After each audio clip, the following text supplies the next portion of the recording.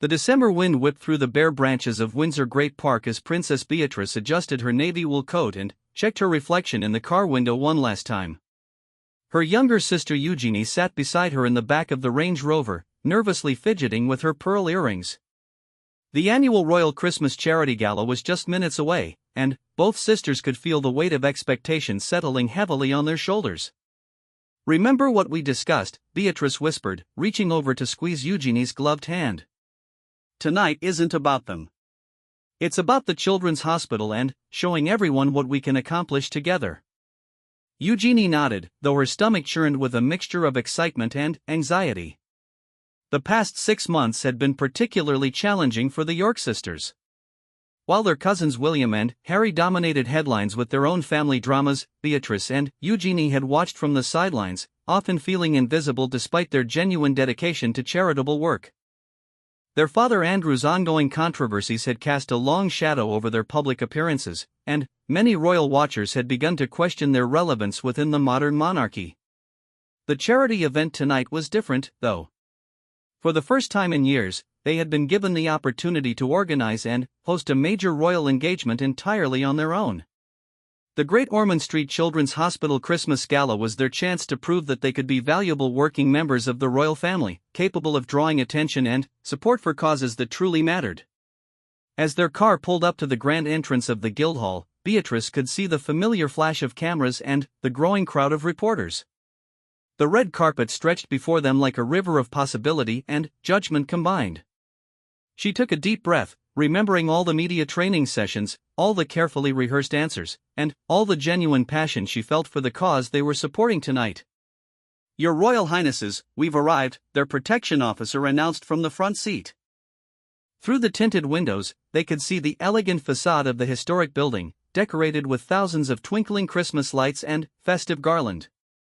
The sight should have been magical, but Beatrice couldn't shake the feeling that tonight would determine their future role within the family firm. The sisters had spent weeks planning every detail of the evening.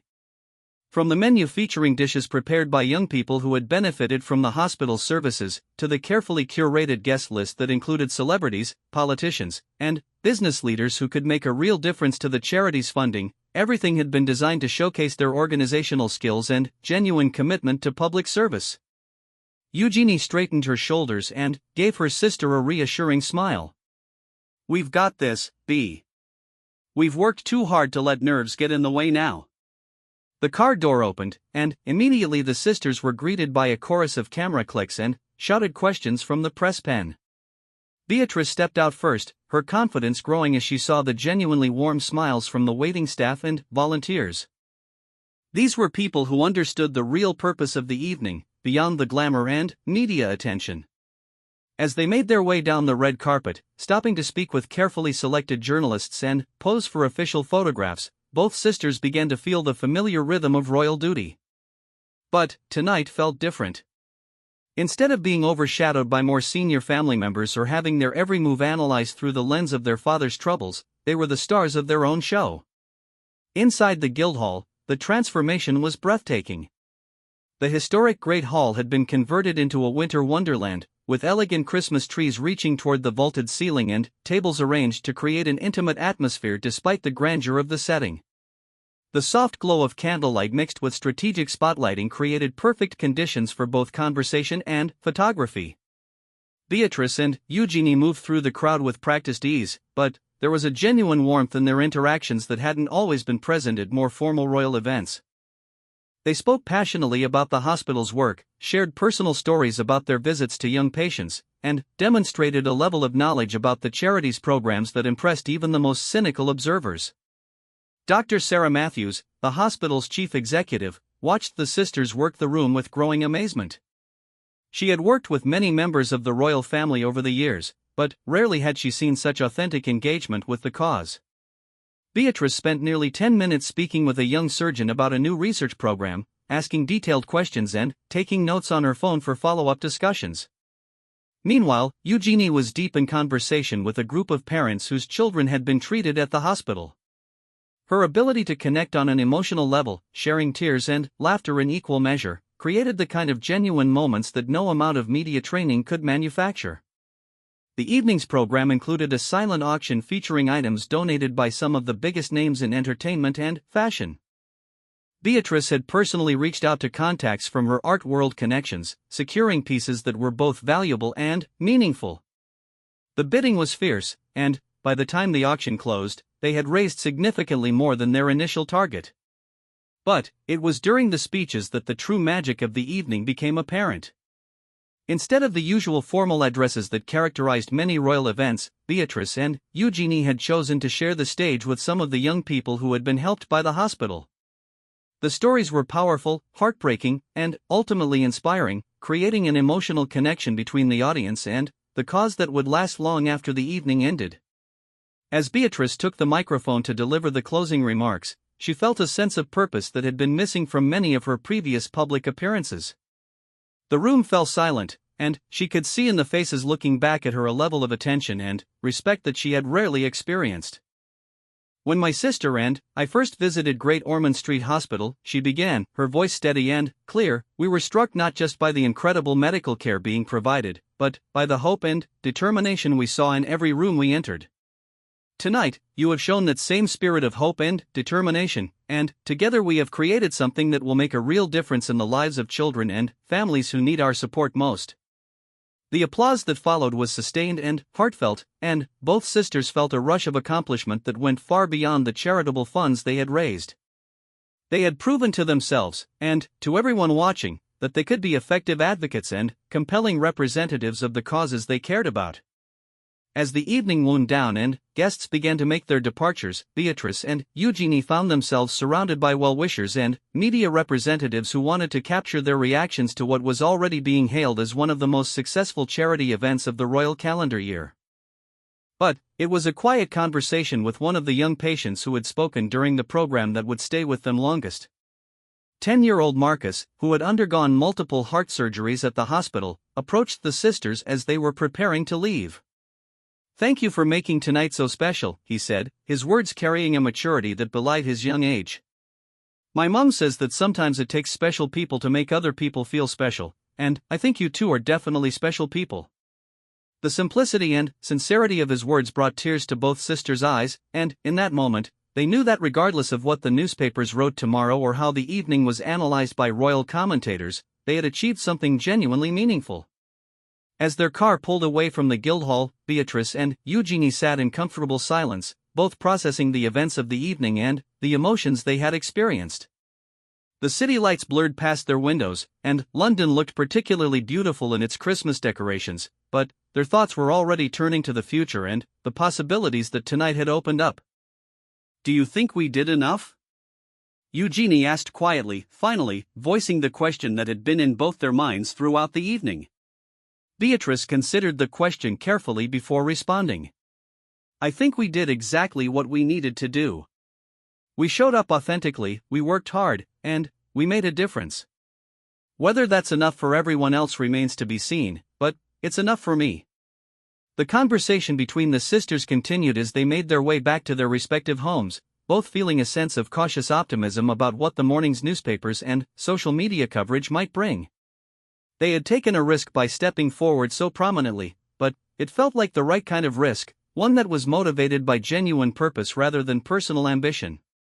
As the evening officially came to a close, staff at the Guildhall were already talking about the event as a template for future royal charity galas. The combination of royal glamour, authentic emotion, and practical impact had created something that felt both traditional and refreshingly modern.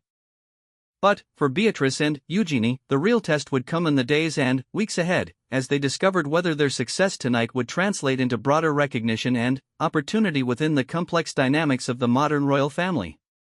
They had proven they could shine when given the chance, but the question remained whether the chance would come again, and whether the spotlight they had captured tonight would continue to illuminate their path forward.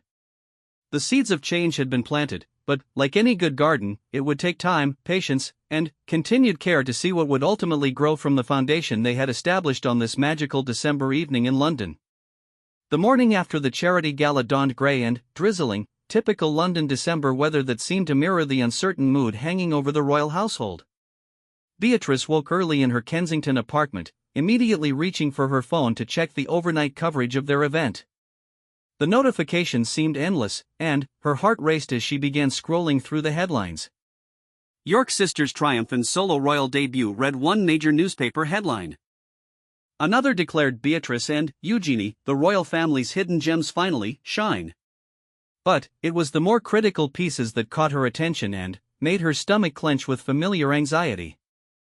Are the York princesses trying too hard? Questioned one royal correspondent, while another suggested that their high-profile charity work was merely an attempt to distract from their father's ongoing legal troubles.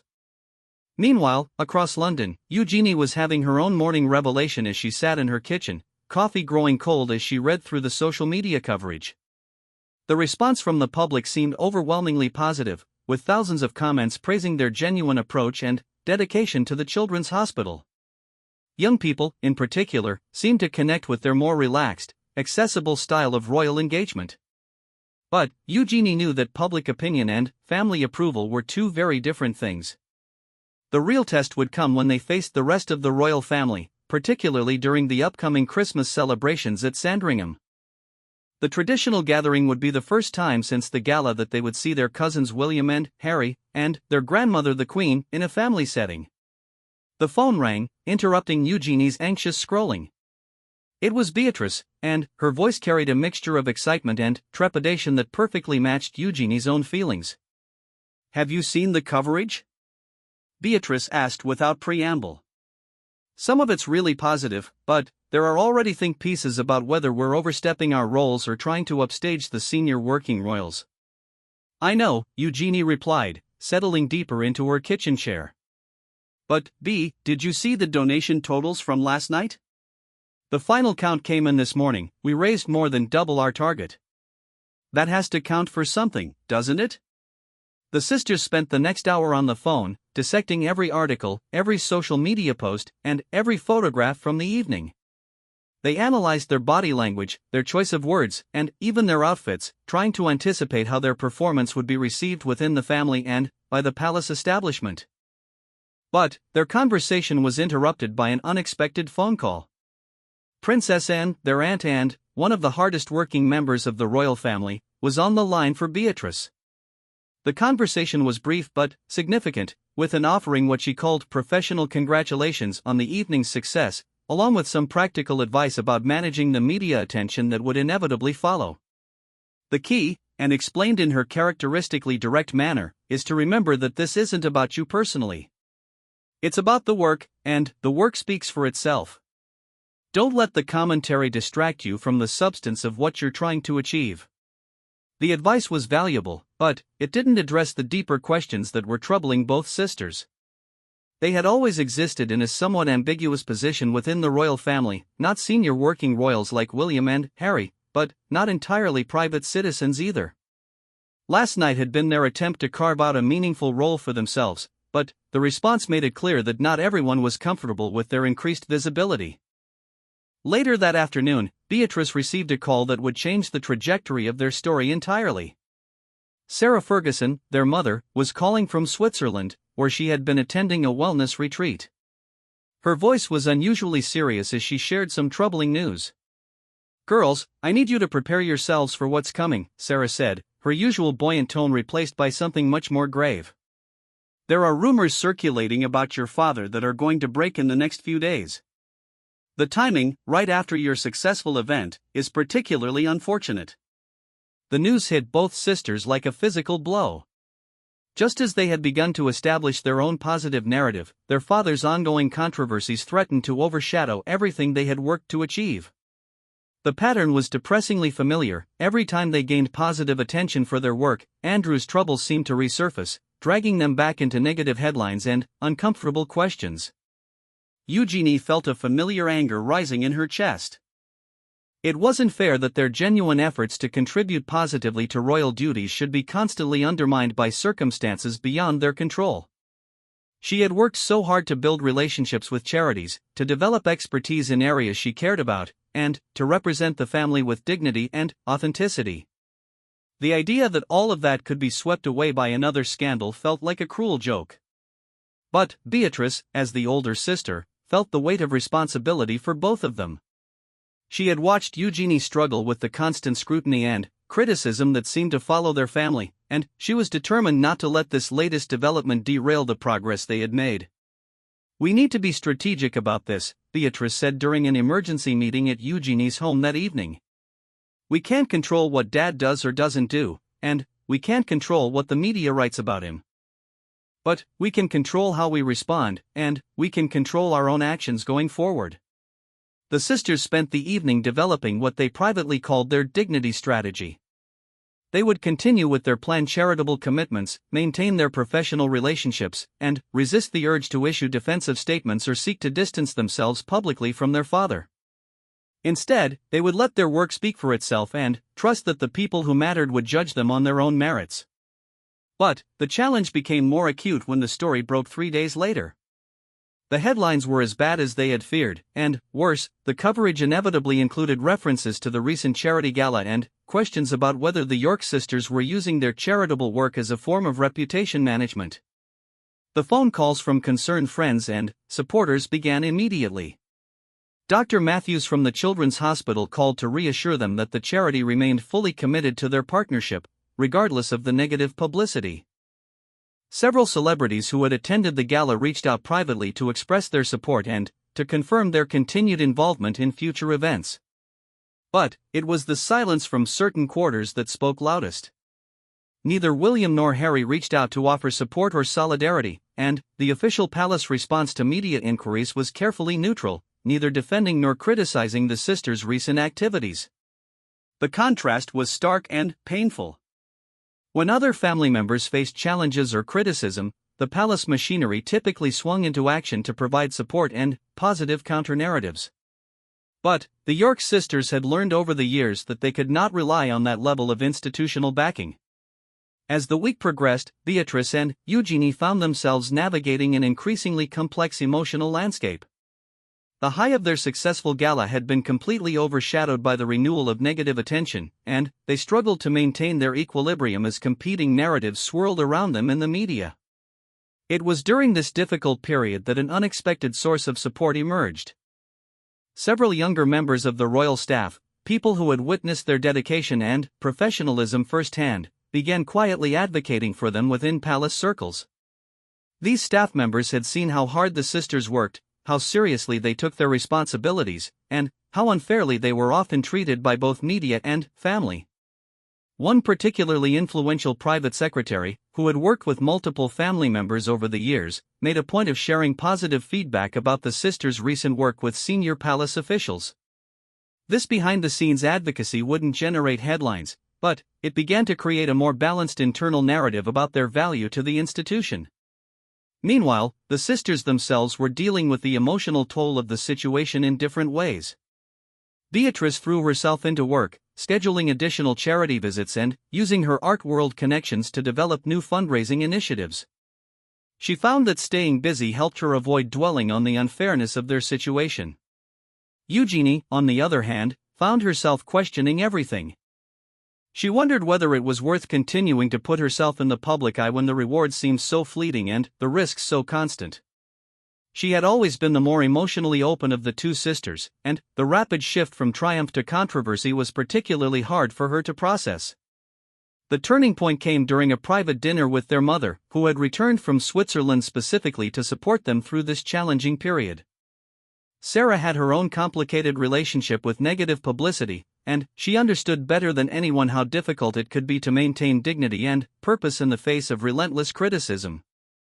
"The thing you have to remember," Sarah told them as they sat around Eugenie's kitchen table, sharing takeaway Chinese food and honest conversation, "is that your worth isn't determined by newspaper headlines or even by how other people in the family treat you.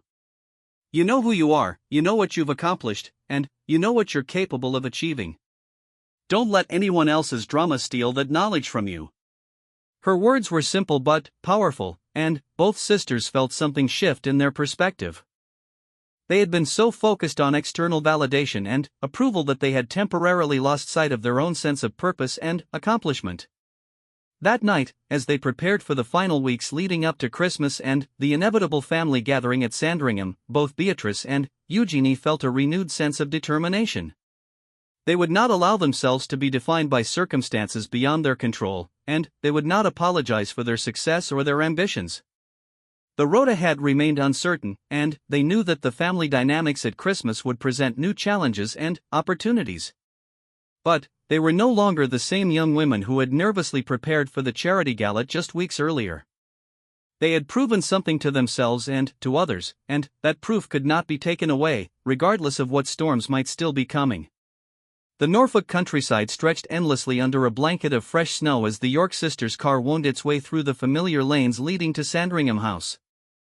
Christmas Eve had arrived, bringing with it the annual royal gathering that would determine how the family truly viewed their recent charitable triumph and the subsequent media storm that had followed.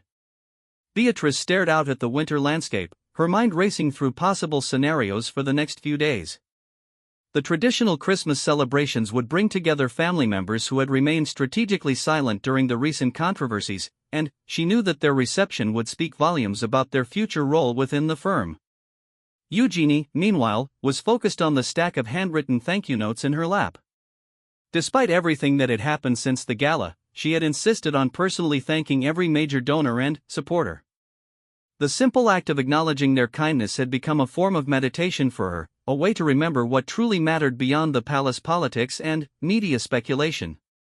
"Look," Beatrice said softly, pointing toward the imposing silhouette of Sandringham House as it came into view. The Georgian mansion was beautifully decorated for Christmas, with wreaths adorning every window and warm light spilling from the rooms within. It should have felt welcoming, but both sisters knew that the real atmosphere would depend entirely on the reception they received from family members who had been notably absent from their support network in recent weeks. As their car pulled up to the main entrance, they could see other vehicles already parked in the circular drive. William and Catherine had arrived earlier in the day with their children, and Harry's presence was confirmed by the familiar sight of his protection officers stationed discreetly around the grounds. The stage was set for what could be either a reconciliation or a further widening of the divides that had been growing within the family. The sisters were greeted at the door by longtime palace staff who had known them since childhood. The warmth of these welcomes provided some comfort, but they both understood that the real test would come when they encountered their cousins and other family members in less formal settings over the next few days. Their first significant interaction came within an hour of their arrival, as the extended family gathered in the main drawing room for afternoon tea. The Queen, now in her late 90s but still commanding respect and attention, was holding court from her favorite armchair, surrounded by children and grandchildren who were eager to share their recent accomplishments and concerns. When Beatrice and Eugenie entered the room, there was a moment of noticeable silence before the conversations resumed. But the Queen herself broke the tension by beckoning them over with a smile that seemed genuinely pleased rather than merely polite. "I understand congratulations are in order," she said, her voice carrying the authority that had commanded respect for decades. "The reports about your charity evening were quite impressive, and I'm told the funds raised will make a real difference to those children's lives." The public acknowledgement from their grandmother was more valuable than any media coverage, and both sisters felt a wave of relief and gratitude. But they were also aware that other family members were listening carefully to this exchange, and their responses would set the tone for subsequent interactions. "Thank you, Granny," Beatrice replied, using the informal family term that felt appropriate in this intimate setting. "We were incredibly moved by the response, both from the donors and from the families we met. It reminded us why this work is so important." Eugenie added, "The children we met were so inspiring. Their courage and positivity in the face of such serious challenges put everything else into perspective." The Queen nodded approvingly, and the conversation moved on to other topics. But both sisters noticed that William, who had been engaged in animated conversation with his children when they entered, had become notably quieter since their arrival. Catherine offered polite smiles and pleasant small talk, but there was a certain reserve in her manner that hadn't been there in previous family gatherings. The regal dynamics became clearer during the traditional Christmas Eve dinner, a formal affair that brought together 3 generations of the royal family around the massive mahogany table in the state dining room. The seating arrangement, carefully planned by palace protocol officers, placed Beatrice and Eugenie near the middle of the table, neither prominently featured nor obviously marginalized. As the evening progressed, conversation flowed around topics ranging from upcoming royal engagements to personal family news. But it was during a discussion about the calendar of events for the coming year that the underlying tensions became more apparent. Charles, now fully established in his role as monarch, was outlining plans for a series of charitable initiatives that would showcase the royal family's commitment to various causes. As he described the different projects and the family members who would be involved, it became clear that Beatrice and Eugenie were not included in any of the major initiatives being planned. The omission was particularly striking given their recent success with the Children's Hospital Gala, and both sisters felt the familiar sting of being overlooked despite their proven capabilities. But they had learned over the years to maintain their composure in such situations, and they listened politely while privately processing the implications of what they were hearing. It was Harry who eventually broached the subject directly, perhaps motivated by his own complicated relationship with family expectations and roles. "I have to say," he interjected during a pause in Charles's presentation, "it seems like Beatrice and Eugenie's recent work would fit perfectly with some of these initiatives. From what I've read, their gala was exactly the kind of impactful, well-organized event that we should be supporting." The comment created a moment of uncomfortable silence around the table, and all eyes turned to Charles for his response. His pause was brief but noticeable, and when he spoke, his words were carefully measured. "Of course, we're always pleased to see family members engaging with charitable causes," he said diplomatically. "However, the official royal calendar requires careful coordination to ensure that all activities align with broader strategic objectives." The response was polite but clear. The sisters' independent success was acknowledged but would not necessarily translate into inclusion in the family's official work. The message was subtle but unmistakable, and both Beatrice and Eugenie felt the familiar disappointment of being held at arm's length despite their proven dedication and competence. But the evening also brought unexpected support from another quarter. Princess Anne, who had been quietly observing the family dynamics, chose this moment to speak up on their behalf. "I think we sometimes underestimate the value of genuine enthusiasm and authentic connection," she said, her characteristic directness cutting through the diplomatic language that had dominated the conversation. "The work Beatrice and Eugenie have been doing represents exactly the kind of modernized approach to royal duty that resonates with younger audiences. Perhaps we should be thinking about how to build on that success rather than containing it." Her intervention was brief but powerful, and it shifted the energy in the room in a way that both sisters found deeply meaningful. Anne had always been respected within the family for her no-nonsense approach and her tireless work ethic, and her public support carried significant weight. The remainder of the dinner passed without further controversy, but the evening had clarified important truths about the sisters' position within the family structure. They were valued and loved as family members, but their role as working royals remained uncertain and subject to decisions made by others. Later that evening, as family members gathered in the smaller sitting rooms for more informal conversations, Beatrice and Eugenie found themselves in separate discussions that would prove equally significant for different reasons. Beatrice ended up speaking privately with William, a conversation that had been years in the making. The two cousins had always maintained cordial relations, but the pressures of their different positions within the royal hierarchy had created distance between them. "I want you to know that I genuinely admire what you and Eugenie accomplished with the charity gala," William said, his tone more personal than it had been during dinner. "The coverage I saw showed real substance and genuine impact, which isn't always easy to achieve in this world."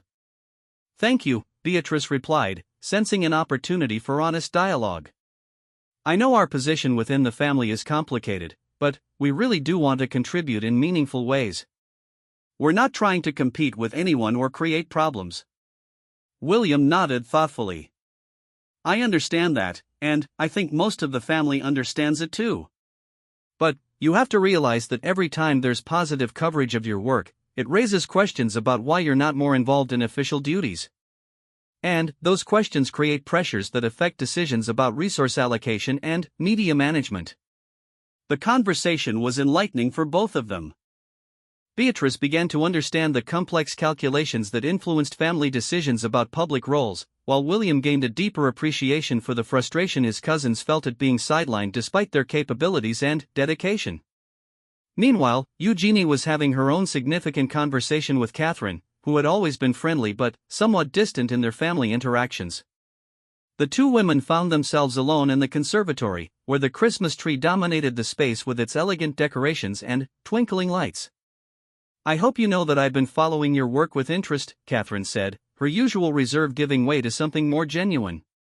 As someone who came into this family from the outside, I understand how challenging it can be to find your place and define your role. Eugenie was surprised by the openness of the comment and found herself responding with equal honesty. Sometimes it feels like we're trapped in this strange middle ground, she admitted. We're not private citizens, so we can't completely escape public attention, but we're not senior working royals either, so we don't have clear guidelines or consistent support. Catherine nodded sympathetically.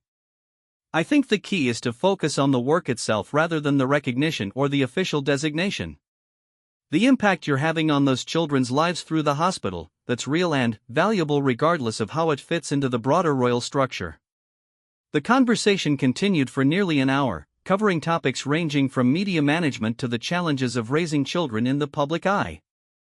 By the end, both women felt they had gained a new understanding of each other's perspectives and experiences. As Christmas Eve came to a close and family members began retiring to their respective rooms, Beatrice and Eugenie met in the corridor outside their childhood bedrooms. The house was quiet except for the distant sound of staff preparing for Christmas Day, and the sisters finally had a chance to process everything that had happened since their arrival. I think tonight clarified a lot of things, Beatrice said thoughtfully. We have support within the family, but we also have to accept that our role will always be somewhat different from what we might have hoped. Eugenie nodded, but her expression was more determined than resigned.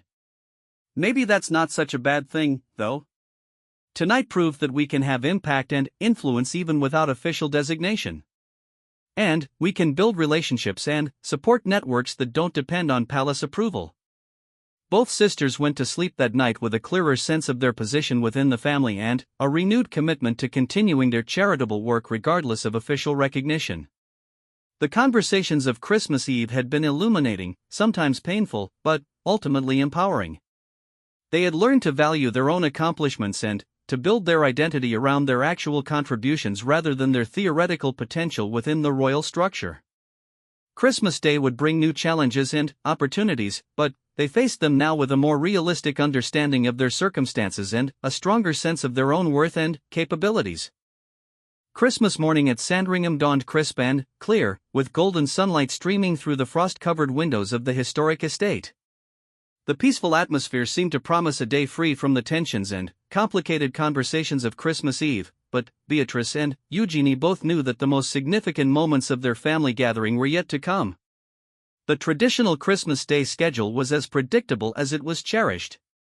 Morning service at St. Mary Magdalene Church, followed by the elaborate Christmas lunch that brought together multiple generations of the royal family, and, finally, the afternoon gathering where the Queen would deliver her annual Christmas broadcast to the Commonwealth. As the sisters prepared for church, they chose their outfits carefully, understanding that every detail would be scrutinized by the media and the public. The photographs from Christmas Day would become part of the official record of their family's year, and they wanted to strike the right balance between respect for tradition and their own emerging sense of style and purpose. The walk to church provided the first public opportunity to gauge the reception of their recent charitable success. The crowds gathered along the traditional route were notably enthusiastic in their greetings to Beatrice and Eugenie, with several people calling out congratulations about the hospital gala and expressing appreciation for their work. The warmth of the public response was gratifying, but both sisters remained focused on the more complex dynamics within their own family. During the service itself, they found themselves positioned in a way that provided clear sightlines to other family members, and they were able to observe the subtle interactions and exchanges that often revealed more than formal conversations. The Queen appeared particularly engaged during the prayers for children and families facing hardship, and both sisters felt that her attention during these moments was somehow connected to their recent work with the Children's Hospital. It was after the service, during the traditional post-church gathering on the lawn outside the church, that the most significant interaction of the day occurred.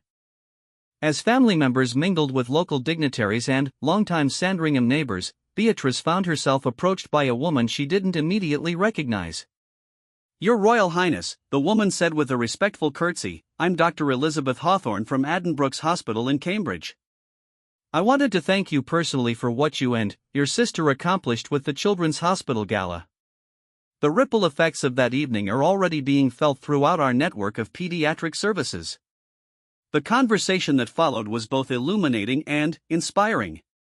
Dr. Hawthorne explained how the success of the gala had sparked interest from other hospitals and charities, creating opportunities for collaboration and expansion that wouldn't have existed otherwise. She spoke specifically about a new research program that had received funding as a direct result of contacts made at the gala, and about families who had been connected with services they desperately needed. What you've created, she continued, isn't just about the money raised that night, though that was certainly substantial. You've created a template for how royal involvement can genuinely advance medical research and patient care. Other institutions are already asking how they might develop similar partnerships.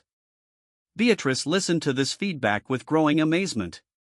In their focus on media coverage and family dynamics, she and Eugenie had lost sight of the practical, long-term impact of their work. The gala hadn't just been a successful evening, it had been the beginning of something much larger and more sustainable. The conversation was overheard by several family members, including Charles, who had been speaking with the local member of parliament nearby. His expression as he processed Dr. Hawthorne's comments was thoughtful and, perhaps slightly surprised, as if he was seeing his niece's work from a new perspective for the first time. Later, during the elaborate Christmas lunch that served as the centerpiece of the family's celebration, this new understanding began to influence the day's conversations in subtle but important ways. When discussion turned to upcoming royal engagements and charitable commitments, there was noticeably less emphasis on strict hierarchy and more consideration of individual strengths and interests. Princess Anne, who had supported the sisters the previous evening, built on that foundation by suggesting that the family should be more strategic about leveraging different members' unique connections and expertise.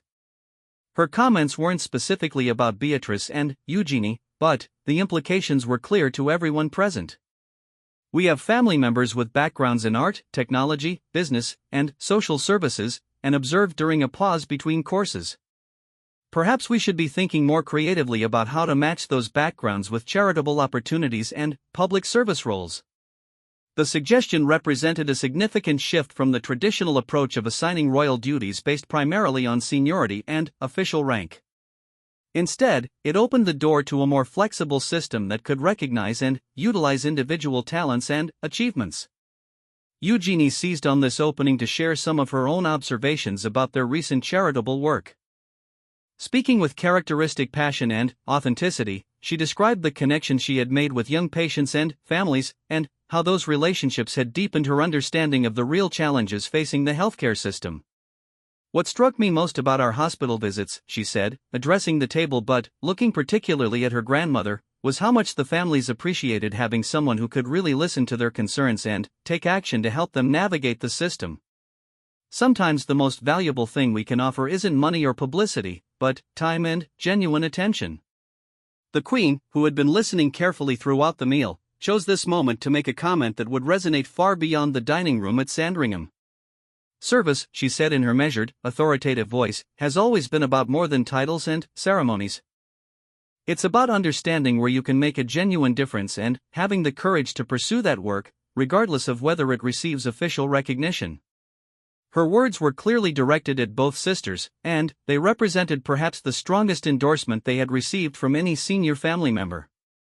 The Queen's approval wouldn't automatically translate into expanded official roles, but it provided a moral and philosophical foundation for their continued charitable work. The afternoon brought the traditional viewing of the Christmas broadcast, a moment when the entire family gathered to watch the Queen's annual message to the Commonwealth. This year's speech focused particularly on service, sacrifice, and the importance of supporting those facing medical challenges and family hardships. As they listened to their grandmother's words about the value of dedication to causes greater than oneself, both Beatrice and Eugenie felt a deep connection between the public message and their own recent experiences. They were part of a family and an institution dedicated to service, and their individual contributions were valuable regardless of their official designation within the royal hierarchy. But it was during the informal conversations that followed the broadcast that the most profound development of the day occurred. Harry, who had been relatively quiet since his arrival, approached both sisters with a proposal that would surprise and challenge them in equal measure. "I've been thinking about our conversation last night," he said, referring to brief exchanges they had shared during the evening gathering. "And I have an idea that might interest both of you." I'm developing a new initiative focused on mental health support for families dealing with serious childhood illnesses. It's exactly the kind of work where your experience and connections could make a real difference. The proposal was intriguing on multiple levels. Harry's own charitable work had evolved significantly in recent years, and his focus on mental health had gained considerable respect and support. A collaboration between the York sisters and Harry could potentially create something more impactful than any of them could achieve individually. But the suggestion also represented a form of independence from the traditional royal structure that both sisters found simultaneously exciting and daunting. Working with Harry would mean stepping further outside the conventional expectations and creating their own path within the broader landscape of royal charitable work. We'd be partners in this, Harry continued, not just supporting players. Your insights from working with hospital families would be central to developing the program, and your organizational skills would be essential for making it successful. Beatrice and Eugenie exchanged glances, both recognizing the significance of what was being offered. This wasn't just an opportunity to contribute to important work, it was a chance to help define a new model for royal service that prioritized impact over protocol. As Christmas Day drew to a close and family members began to drift toward their evening activities, the sisters found themselves in the same corridor where they had met the night before. But their mood and perspective had shifted dramatically in the intervening 24 hours. I keep thinking about what Dr. Hawthorne said this morning, Beatrice mused, leaning against the window and looking out at the snow-covered gardens. We've been so focused on whether our work fits into existing structures that we've missed how it might be creating new possibilities entirely. Eugenie nodded enthusiastically. And Harry's proposal makes me realize that maybe we don't need to wait for permission to expand our impact. We can build partnerships and initiatives that work around the traditional constraints rather than being limited by them. The conversation continued late into the evening, as both sisters processed not just the events of the past 2 days, but the trajectory of their entire adult lives and their relationship with royal duty. They had arrived at Sandringham feeling uncertain about their place within the family and their prospects for meaningful public service. They were leaving with a clearer sense of their own value and a concrete plan for expanding their charitable impact. The final morning at Sandringham brought a series of private conversations that would shape their path forward. The Queen requested individual meetings with each sister, during which she offered both encouragement and practical advice about managing public attention and maintaining focus on substantive work. The secret, she told them with the wisdom of decades of public service, is to remember that the work itself is the reward. The recognition, the criticism, the complicated family dynamics, those are all secondary to the actual impact you can have on people's lives. Her words provided both validation and guidance, confirming that their instincts about the importance of authentic service were correct while also preparing them for the ongoing challenges they would face in pursuing their charitable goals. As their car pulled away from Sandringham House and began the journey back to London, Beatrice and Eugenie felt a sense of completion that went beyond the end of the Christmas gathering. They had arrived as sisters seeking approval and recognition within traditional structures.